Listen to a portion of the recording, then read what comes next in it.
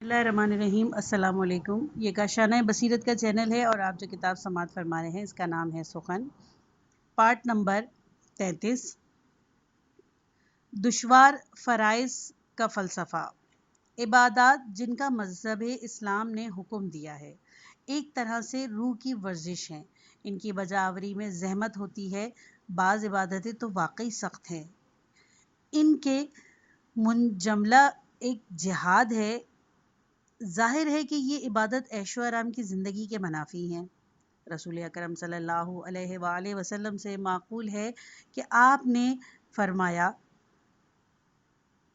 جس نے دین کے لیے جان نہیں لڑی اور جس کے دل میں اس کی آرزو بھی پیدا نہیں ہوئی، وہ ایک طرح کے نفاق میں مرے گا۔ کچھ پردے اور کھوٹ ایسے ہیں جو صرف جہاد، تصادم اور ٹکراؤ ہی سے ہٹائے جاتے ہیں۔ بعض اخلاق عالیہ کے ظہور میدان جنگ میں ہی ہوتا ہے۔ بہادری اور دلیری کتاب خوانی اور گوشہ نشینی سے پیدا نہیں ہوتی۔ ایک اور عبادت حج ہے، جس کا زندگی میں کم از کم ایک بار ادا کرنا ہر صاحب استطاعت پر واجب ہے، لیکن اس اجتماعی عبادت کی بجاوری میں مشقت اور دشواری سے خالی نہیں ہے۔ امام علی علیہ السلام کعبے کے بارے میں فرماتے ہیں کہ خدا کا وہ گھر جس کا طواف ضروری ہے ایک نہایت غیر آباد ناہموار جگہ پر واقع ہے۔ اگر اللہ چاہتا تو یہ بہت ہی سرسبز شاداب جگہ پر ہوتا جہاں پھلدار درختوں کی کثرت ہوتی اور عمدہ قدرتی مناظر ہوتے، لیکن اس وقت نہ امتحان و آزمائش کا موقع ہوتا اور نہ کوئی دشواری کی زحمت اٹھانی پڑتی۔ لوگ سیر کی غرض سے وہاں آتے اور جو مقصد ہے وہ حاصل نہ کر پاتے۔ آپ فرماتے ہیں، اللہ اپنے بندوں کو طرح طرح کی تکلیفوں میں مبتلا کر کے آزماتا ہے، ان کو قسم قسم کی مشکلات کا عادی بناتا ہے اور ان کو طرح طرح کے ناخوشگوار واقعات سے دوچار کرتا ہے تاکہ ان کے دلوں سے تکبر نکل جائے اور اس کی جگہ تواضع اور انکساری ان کے دلوں میں گھر جائے، اور اسی طرح ان کے لیے اللہ کی رحمت کے دروازے کھل جاتے ہیں اور ان کی مغفرت کا سامان ہو جائے۔ تنگی اور دشواری۔ آخر میں مختصر طور پر ایک بات کا تذکرہ کر دوں۔ ممکن ہے کہ کوئی یہ کہے گا کہ اگر یہی بات ہے تو پھر یہ جو کہتے ہیں کہ اسلام میں کوئی تنگی اور دشواری نہیں، اس کا کیا مطلب ہے؟ دراصل یہ دو الگ الگ باتیں ہیں۔ یہ صحیح ہے کہ دین اسلام کی احکام تکلیف دہ نہیں ہیں۔ اللہ نے دین میں تمہارے لیے کوئی دشواری نہیں رکھی۔ یہ بات نہیں ہے کہ دینی تعلیمات پر عمل انسان کے لیے تکلیف کا باعث ہو، لیکن اس کا یہ مطلب بھی نہیں ہے کہ اسلام میں تربیت کی بنیاد لاڈ پیار، عیش و عشرت پر ہو۔ اسلام فرائض کی بجاوری دشوار نہ ہونے اور تکلیف کا سبب نہ ہونے کا مطلب کچھ اور ہے۔ ایمان کے فوائد۔ ایمان کے بارے میں دو باتیں قابل توجہ ہیں۔ ایک تو یہ کہ ایمان یا مذہبی عقیدہ پیدا کیسے ہوتا ہے، وہ کیا چیز ہے جس کی وجہ سے آدمی دین کی طرف کھنچتا ہے، یا پھر چیز یا آیا داخلی ہے یا خارجی، یعنی آیا مذہبی عقیدے کا سرچشمہ خود انسانی فطرت ہے یا کچھ خارجی عوامل بھی انسان کو مذہب کی طرف لے جاتے ہیں۔ بالفاظ دیگر، انسان میں جو مذہبی احساس پایا جاتا ہے اس کی جڑ اور اس کی بنیاد کیا ہے، اور یہ احساس کتنا قیمتی ہے۔ دوسری بات مذہب اور ایمان پر اس کے اثرات اور فوائد کی ہے۔ یہ دونوں باتیں دلچسپ اور قابل توجہ ہیں۔ سرمایہ یا درد سر۔ ہماری آج کی گفتگو کا مرکزی نقطہ یہ ہے کہ ایمان اور مذہب پر اعتقاد کا نتیجہ کیا ہے۔ جس طرح یہ ممکن ہے کہ ایک شخص راسخ العقیدہ مومن ہو، اور ایسے ہی یہ بھی ممکن ہے کہ کوئی شخص مذہب پر قطعاً اعتقاد نہ رکھتا ہو، لا مذہب ہو اور پوری زندگی اس طرح گزار دے۔ اب سوال یہ پیدا ہوتا ہے کہ کیا مذہب پر اعتقاد انسان کے لیے کوئی سرمایہ اور دولت ہے، اور اگر یہ دولت ہاتھ سے جاتی رہے تو زندگی میں کتنا نقصان اور کتنا گھاٹا ہوتا ہے؟ یہ محض ایک طرح کی پابندی اور بوجھ ہے جس کے ہاتھ سے جاتے رہنے سے ہی زندگی میں کوئی خلل واقع نہیں ہوتا، بلکہ ایک بوجھ ہلکا ہو جاتا ہے۔ ٹالسٹائی ہمارے دور کا ایک مشہور مفکر اور عظیم مصنف ہے۔ وہ کہتا ہے، ایمان وہ چیز ہے جس سے انسان کی زندگی ہے، مطلب یہ کہ ایمان زندگی کی بہترین دولت ہے۔ جس نے ایمان ضائع کر دیا اس نے زندگی کی سب سے بڑی دولت کھو دی۔ بہت سی چیزیں ایسی ہیں جن کو زندگی کا سرمایہ سمجھا جاتا ہے، صحت کو زندگی کا سرمایہ کہتے ہیں، اسی طرح سلامتی سرمایہ ہے، دولت بھی سرمایہ ہے، علم بھی، سماجی انصاف بھی، نیک بیوی اور بچے بھی، مخلص دوست بھی، اعلیٰ تعلیم بھی، ذہنی اور دماغی صحت بھی، یہ سب زندگی کا سرمایہ ہے۔ اگر آدمی کے پاس ان میں سے کوئی بھی ایک چیز نہ ہو تو اس کا مطلب یہ ہے کہ اس کے پاس ایک بڑی دولت کی کمی ہے۔ ان میں سے کسی ایک چیز کا بھی نہ ہونا ایک طرح کی بدقسمتی ہے۔ ایمان بھی زندگی کا سرمایہ ہے، بلکہ ان سب سے بڑا سرمایہ ہے۔ قرآن کریم میں ارشاد ربانی ہے، اے ایمان والو، کیا تمہیں ایسا کاروبار بتاؤں جو تم کو دردناک عذاب سے محفوظ رکھے؟ تم اللہ اور اس کے رسول پر ایمان لے آؤ۔ قرآن کریم نے، جیسا کہ ہم دیکھتے ہیں کہ اللہ اور اس کے رسول صلی اللہ علیہ وآلہ وسلم پر ایمان کو تجارت اور کاروبار سے تعبیر کیا ہے۔ پہلے اس کی وضاحت ضروری ہے کہ انسان سب سے پہلے مادی اور محسوس چیزوں کو سمجھتا ہے۔ اس کی وجہ بھی ظاہر ہے۔ مثال کے طور پہ دولت کو لے لیجئے، یہ زندگی کا سرمایہ ہے۔ ہر شخص کو بہت جلد بآسانی اس کی قدر و قیمت کا احساس ہو جاتا ہے، بلکہ بسا اوقات تو کچھ ضرورت سے ہی زیادہ ہو جاتا ہے، جس کی وجہ سے لالچ بڑھ جاتا ہے۔ اس کا نتیجہ متعلقہ شخص اور سوسائٹی دونوں کے لیے درد سر کی شکل میں نکلتا ہے۔ دوسری طرف اچھا اخلاق، صحیح تربیت اور عمدہ عادات بھی زندگی کا سرمایہ ہیں، جن سے ترقی ہوتی ہے، مسرت و خوشحالی میسر آتی ہے، بلکہ ان کا اثر دولت سے بدرجہ زیادہ ہے، لیکن انسان کو اس کا احساس ذرا دیر میں ہوتا ہے اور ان کی قدر و قیمت دیر سے سمجھ آتی ہے۔ اسی لیے ضروری ہے کہ آدمی یا تو فطری طور پر ہوشیار اور نکتہ شناس ہو کہ از خود عمدہ اخلاق اور اعلیٰ تربیت کی اہمیت اور قدر و قیمت کو سمجھ لے، یا پھر اس کو ایسی تعلیم ملے یا استاد یا پیشوا نے انسانیت کی زبان سے ان چیزوں کی اہمیت معلوم کر سکے۔ مثلاً امام علی علیہ السلام کا قول ہے کہ اچھا اخلاق بہترین ساتھی ہے۔ کتنے معزز لوگ اپنے اخلاق کی بدولت ذلیل ہو گئے، اور کتنے ہی وہ جو گھٹیا سمجھے جاتے تھے اپنے اخلاق کی وجہ سے صاحب عزت بن گئے۔ اخلاق کے برخلاف دولت ایسی چیز ہے کہ آدمی بچپن ہی سے اس کی قدر پہچاننے لگتا ہے۔ ایمان کا بھی یہی حال ہے۔ کتنے ہی لوگ ہیں جو اس عظیم نعمت سے بہرہ مند ہیں اور اس کے زیر سایہ خوش و خرم زندگی گزار رہے ہیں۔ ان کی صحت و تندرستی، ان کی طویل العمری کا راز اس ایمان میں پنہاں ہے جو ان کے دل میں موجزن ہے، گو خود انہیں اس کا احساس نہ ہو۔ اس کے برعکس بہت سے لوگ ہیں جن کی عمر رنج، پریشانی اور خوف میں گزرتی ہے، مگر وہ خود یہ نہیں سمجھتے کہ اس کی اصل وجہ یہ ہے کہ زندگی ایک بڑی دولت انہوں نے ہاتھ سے گنوا دی۔ اس مضمون پر ایمان کے اثرات کی روشنی میں غور کرنے کی ضرورت ہے۔ اخلاق کا سہارا۔ پہلی بات تو یہ ہے کہ اخلاق کو ایمان ہی سے سہارا ملتا ہے۔ اخلاق خود زندگی کا ایک بڑا سرمایہ ہے، لیکن ایمان کے بغیر اس کی بنیاد مضبوط نہیں ہوتی۔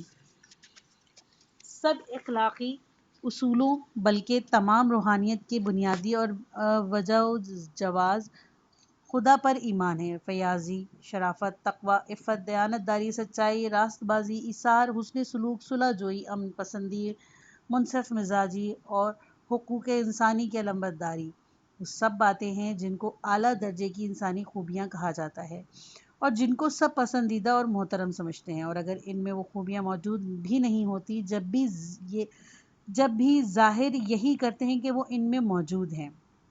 ان سب خوبیوں اور اوصاف کی بنیاد ایمان پر ہے، کیونکہ ان میں سے ہر خوبی میں کسی نہ کسی کی ذاتی اور مادی فائدے سے دستبردار ہونا پڑتا ہے، اور آدمی مادی فائدوں سے محرومی جب ہی گوارا کرتا ہے جب وہ اس محرومی کو محرومی نہ سمجھے، جس کے لیے ضروری ہے اس کو روحانی اقدار کا احساس ہو اور وہ ان کی لذت سے واقف ہو، اور روحانی امور کی تو بنیاد ہی ایمان پر قائم ہے۔ اللہ پر ایمان اور اس کے عادل اور دانا ہونے پر یقین کم از کم کم از کم یہ نتیجہ تو ہوتا ہے کہ ایک مومن کو بھی یہ اطمینان رہتا ہے کہ کوئی خوبی اور کوئی نیک کام اللہ کے یہاں ضائع نہیں جاتا. اللہ نیکی کرنے والوں کا صلہ رائے گاہ جانے نہیں دیتا. اسی طرح کی نوعیت کی ہر محرومی کی تلافی ہو جاتی ہے. آدمی کے سامنے فقط دو راستے ہیں، یا تو وہ محض خود غرض ہو، صرف اپنے فائدے کو دیکھے اور کسی محرومی کو برداشت کرنے کے لیے تیار نہ ہو، یا پھر خدا پرست ہو اور ایسی محرومی کو محرومی نہ سمجھے اور جو حسن اخلاق کا مظہر ہو، یا کم از کم یہ خیال کرے کہ محرومی کی تلافی ہو گئی. ایثار اور احسان کی بنیاد اگر تقوی اور رضا الہی کی طلب نہ ہو تو ایسی بنیاد خطرناک ہے. سورہ توبہ آیت نمبر 109. اللہ ارشاد فرماتا ہے، آیا ایسا شخص بہتر ہے جس نے اپنی عمارت کی بنیاد خدا کے تقوی پر اور اس کی خوشنودی پر رکھی ہو، یا وہ شخص جس نے اپنی بنیاد ایسی گھاٹی کے کنارے پر رکھی ہے جو گرنے ہی والا ہو. جس کے اخلاق اور جس کی شخصیت کی بنیاد غیر اللہ پر ہے، اس کی مثال ایسی ہی ہے جیسے کوئی ایسے کنارے پر کھڑا ہو جہاں ہر لمحے اس کے گر جانے کا اندیشہ ہو. سورہ عنکبوت میں آیت نمبر 41 میں اللہ تعالیٰ ارشاد فرماتا ہے، جن لوگوں نے خدا کے سوا اپنے اور دوست اور سرپرست تجویز کر رکھے ہیں، ان کی مثال مکڑی کسی ہے جس نے ایک گھر بنایا. اس میں کوئی شک نہیں، سب سے بودا گھر مکڑی کا ہی ہوتا ہے.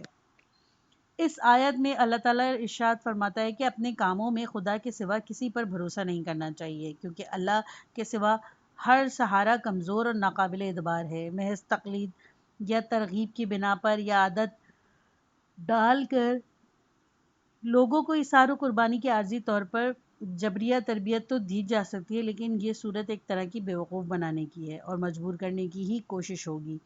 غلط طریقے سے استعمال کر کے ہمیشہ سب لوگوں کو اثار و قربانی پر آمادہ نہیں کیا جا سکتا.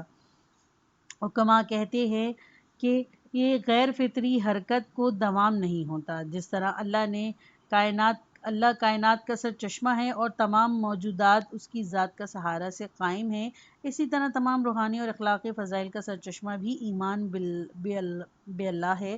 خدا کے بغیر روحانیت کی مثال ایسی کرنسی نوٹوں کی سی ہے جن کی پشت پر کوئی سرمایہ نہ ہو. ایسے نوٹوں کی وقت کاغذ کے پرزوں سے زیادہ نہیں ہو سکتی.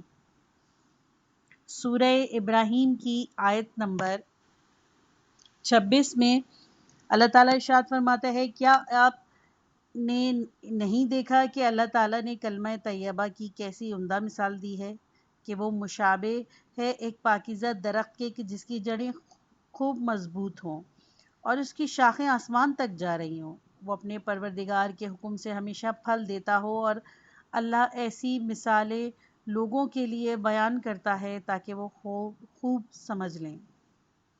اس مثال کا مقصد یہ ہے کہ اگر یہ منظور ہے کہ انسانیت کا درخت پھلے پھولے تو ضروری ہے کہ اس کی جڑ توحید و ایمان کے اصولوں پر قائم ہو. سورہ ابراہیم آیت نمبر 27. گندی بات یعنی باطل اور بے بنیاد عقیدہ کی مثال ایسی ہے جیسے ایک خراب درخت کی جس کی جڑیں زمین میں پیوست نہ ہوں اور جو اپنی جگہ قائم نہ رہ سکے.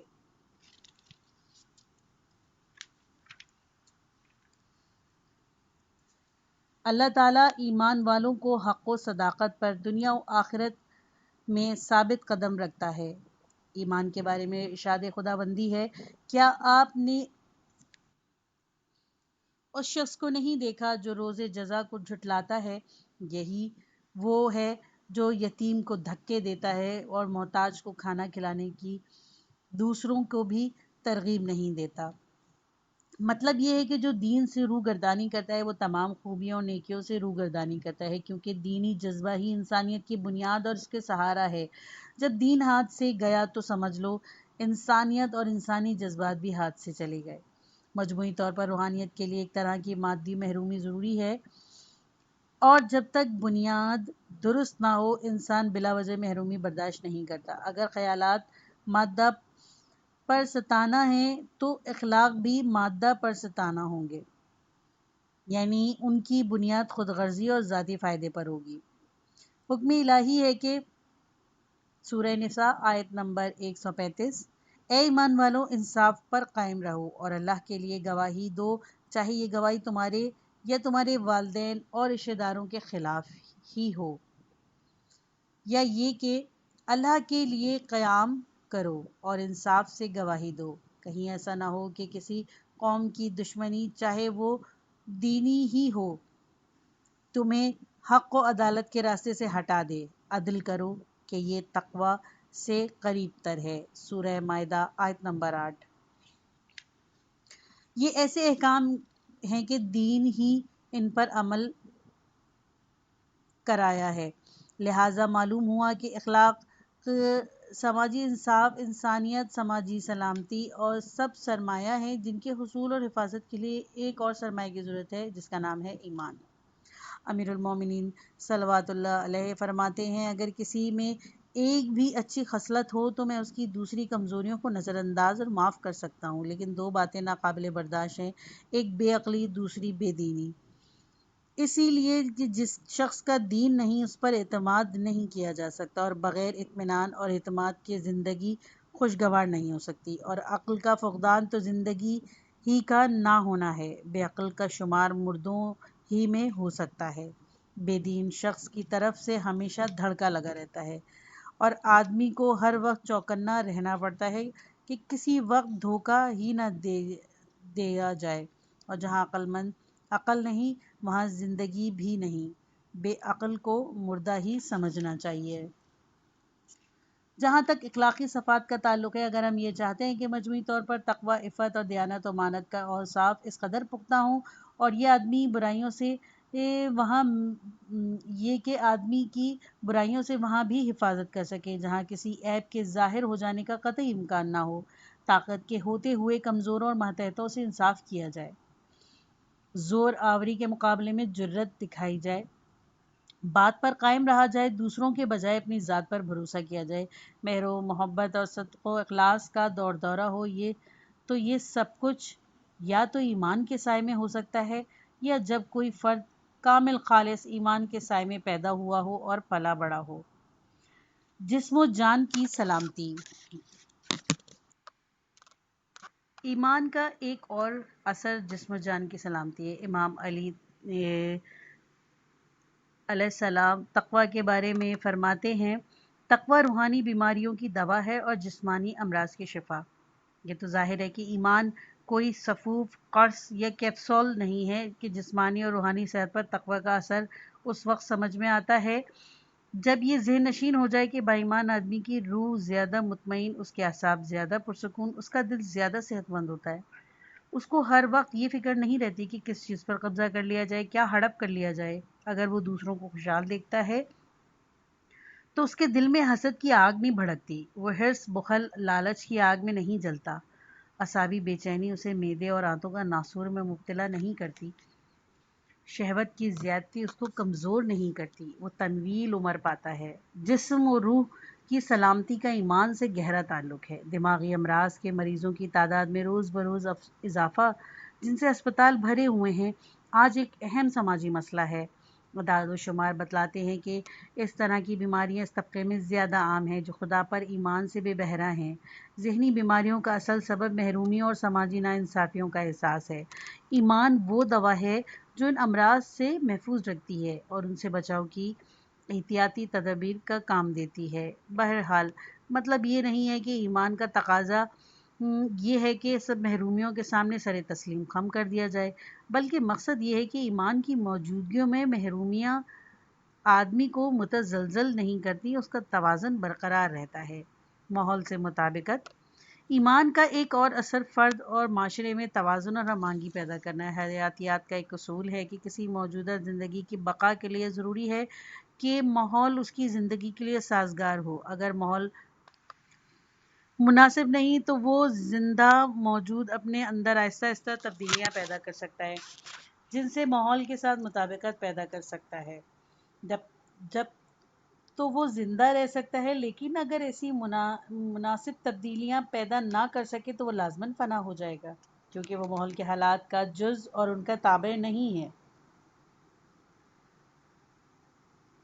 قدرتی ماحول کے لحاظ سے انسان کا بھی یہی صورت ہے. اگر انسان کو نامناسب ماحول میں رہنا پڑے تو اس کا بدن کا اندرونی نظام خود بخود ایسی کارروائی شروع کر دیتا ہے جس سے اس سے ماحول میں مطابقت پیدا ہو جائے. دوسری طرف انسان خود بھی کوشش کرتا ہے کہ اپنے قوت اختراع سے کام لے کر ماحول اور قدرتی عوامل کا مقابلہ کرے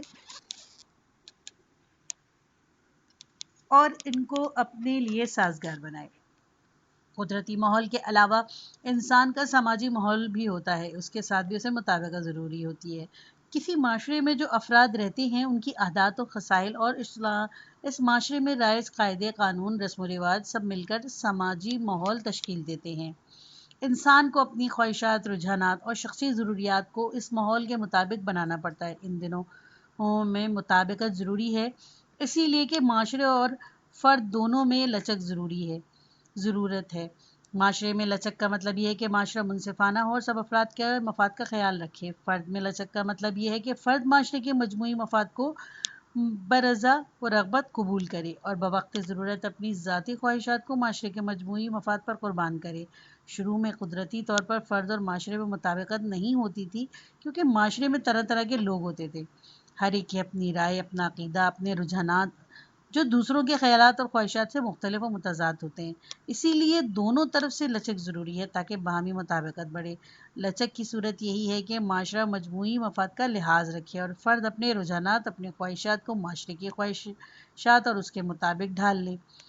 بنیادی طور پر یہ مطابقت مذہب کے ذریعے پیدا ہوتی ہے، کیونکہ مذہب ہی معاشرے کو انصاف مہیا کرتا ہے اور فرد کو تسلیم و رضا کا سبق سکھاتا ہے.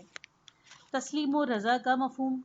چونکہ یہاں تسلیم و رضا کا نام لیا گیا ہے، اسی لیے ممکن ہے کہ بعض لوگوں کے ذہن میں فوراً یہ خیال آئے کہ معاشرہ فرد کے ساتھ جو بھی سلوک کرے اس پر راضی اور قانع رہنا تو کوئی اچھی بات نہیں ہے. یہ سستی اور بے عملی ہے. اس کے برعکس بے اطمینانی کا نتیجہ حرکت اور کوشش ہوتا ہے. میں عرض کرتا ہوں کہ مطمئن اور قانع ہونے کی بھی دو قسمیں ہیں. ان میں سے ایک قسم اچھی اور ضروری ہے، اور وہ یہ کہ ہر شخص اپنے حصے پر قانع اور مطمئن رہے. آخر ہر شخص کا کچھ حق اور حصہ مقرر ہے، اسی لیے کسی کو اس فکر میں نہیں رہنا چاہیے کہ سب کچھ خود ہی ہتھیا لے. آدمی کو چاہیے کہ اپنے حق پر قانع رہے. اے اللہ، میری مقسوم میں جو کچھ ہو میں اس پر خوش اور مطمئن ہوں. تسلیم و رضا کی دوسری قسم ظلم و زیادتی کے سامنے سر تسلیم کم کرنا ہے، لیکن یہاں مخالفت اور بے اطمینانی کا اظہار نہایت اچھی بات ہے، اور صورت حال کو جوں کا توں بخوشی قبول کر لینا نہ صرف ناپسندیدہ بلکہ گناہ ہے. نفس پر قابو. ایمان کی ایک اور خاصیت یہ کہ اس کی بدولت نفس پر قابو حاصل ہو جاتا ہے. یہ نہیں سمجھنا چاہیے کہ نفس پر قابو کا مسئلہ محض ایک مذہبی بات ہے اور اس کی بنیاد عقیدے پر ہے. اگر مذہب نہ ہوتا تو نفس پر قابو بھی ضروری نہ ہوتا. نفس پر قابو ایسے ہی ایک اخلاقی خوبی ہے جیسے منصف مزاجی یا ثابت قدمی اور وزع داری. اگر کوئی مذہب کو نہ بھی مانتا ہو، جب بھی ان اوصاف کا انکار نہیں کر سکتا. نہ یہ اوصاف مذہب سے نکلتے ہیں نہ مذہب کی وجہ سے وجود میں آتے ہیں. البتہ یہ ہے کہ مذہب ان پر عمل کا بہتر طور پر انتظام کر دیا ہے. انسان کو اپنا وجود خود ایک ایسا میدان ہے جس پر زندگی کی کشمکش میں تسلط حاصل کرنا ضروری ہے. موجودہ دور کا ایک مشہور مفکر کہتا ہے، انسان کے 3 دشمن ہیں اور اس کو 3 محاذوں پر مقابلہ کرنا ہوتا ہے. ایک محاذ قدرتی عوامل کا ہے، دوسرا محاذ دوسرے لوگوں سے مقابلہ، اور تیسرا محاذ خود انسان کی اپنی ذات جس کو اندرونی محاذ کہنا چاہیے. پہلا محاذ پر تو انسان ایک حد تک کامیابی حاصل کر لی. سردی، گرمی، بیماری، دوسری آفات پر انسان نے بڑی حد تک قابو پا لیا، اگرچہ اب بھی بعض اوقات جیسے زلزلہ یا کچھ بیماریاں ایسی ہیں جن پر ابھی تک انسان نے قابو نہیں پا سکا. غیروں سے مقابلہ تو جاری ہے، سب سے بڑھ کر خود اپنے نفس سے جنگ، کہ ہر شخص خود اپنے اندر ایک کشمکش میں مبتلا ہے. ایک مشہور حدیث میں رسول اکرم صلی اللہ علیہ وآلہ وسلم نے فرمایا: ان لوگوں کی آمد مبارک جو جہاد اصغر کا فریضہ انجام دے کر آئے ہیں، اور جہاد اکبر یعنی نفس کے خلاف جہاد کا فریضہ ابھی ان کے ذمے باقی ہے. اس کے مفہوم میں بھی یہی ہے کہ دین و ایمان ہی ایک ایسی طاقت ہے جس کی مدد سے انسان اپنی طبعی خواہشات پر غلبہ پا سکتا ہے. اس حدیث کی تشریح کرتے ہوئے مولانا رومی نے کہا: شیخ سعدی کہتے ہیں کہ میں نے ایک بزرگ سے پوچھا کہ حدیث کا کیا مطلب ہے؟ تمہارا سب سے بڑا دشمن تمہارا اپنا نفس ہے جو تمہارے ہی پہلو میں ہے. ان بزرگ نے جواب دیا کہ جس کسی پر تم احسان کرو گے وہ تمہارا دوست بن جائے گا، مگر تم اپنے نفس کی جتنی خاطرداری کرو گے وہ اتنی ہی تمہاری مخالفت کرے گا. علم اور مہارت. ایک بات اور ہے جس کی طرف توجہ ضروری ہے، اور وہ یہ کہ یہ تو صحیح ہے کہ ایمان سب سے بڑی دولت ہے، لیکن اس دولت سے فائدہ اٹھانے کے لیے بھی علم اور ہنرمندی کی ضرورت ہے، ورنہ ممکن نہیں کہ پورا فائدہ نہ اٹھایا جا سکے، یا نا واقفیت کی بنا پر آدمی کوئی غلطی کر بیٹھے یا کوئی دوسرا اس کے دینی جذبات سے فائدہ اٹھائے. بہرحال یہ ایک لمبی بحث ہے.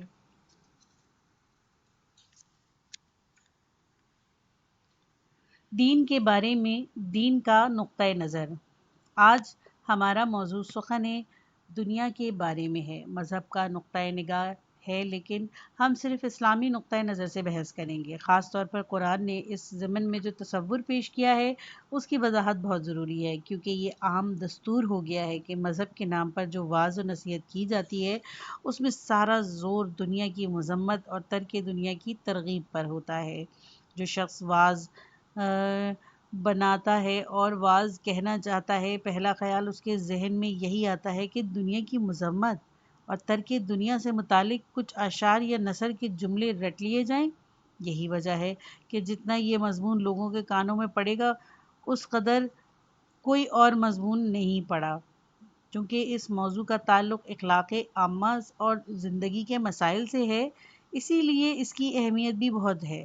اگر اس معاملے کی مناسب اور معقول توجہ کی جائے تو اس کا اخلاق کی درستگی اور خود اعتمادی، بلند نظری، انفرادی خوشحالی اور اجتماعی تعلقات کی عمدگی پر نہایت خوشگوار اثر مرتب کرے گا.